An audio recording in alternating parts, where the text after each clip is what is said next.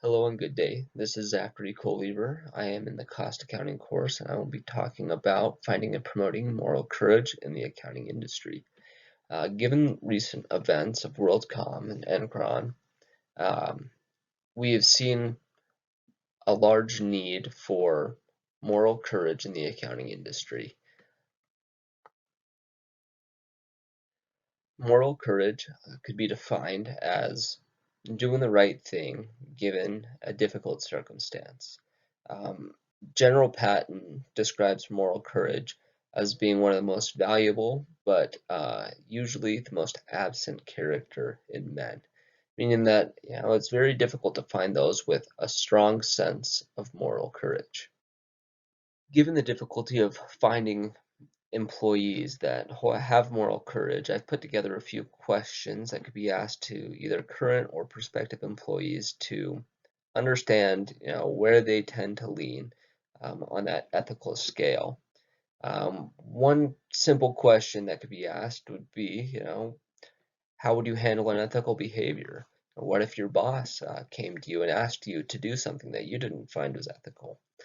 This is a good screening question, just right off the bat, that gets into it. But other questions that aren't as direct but still can lead to the same um, thought processes, could be asking your employee or potential employee to rank the importance of compensation for a job, a skill required to have the job or attained throughout it, opportunities for growth within a company, the importance of their title, as well as the importance of the culture of the company.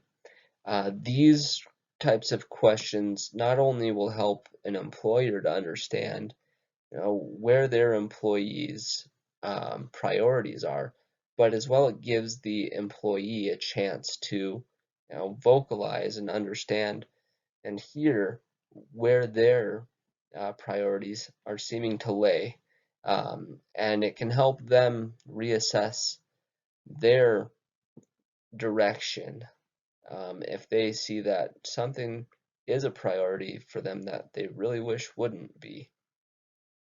After an employee or an employer discovers where their priorities might lay, they can work towards avoiding uncertainty.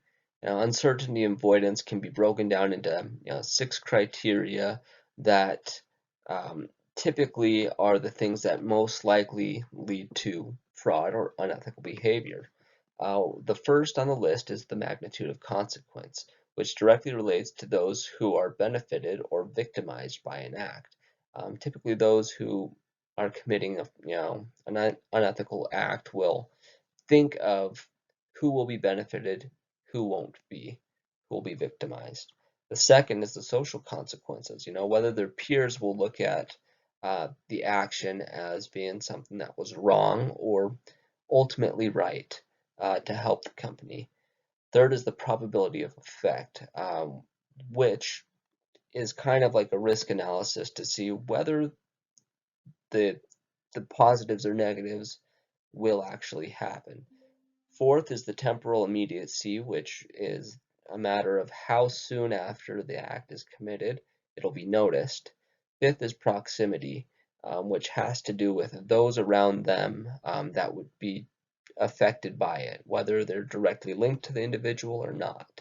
That's proximity, as well as concentration of effect, which happens to coincide with how long the effects will take place and how long they'll be visible.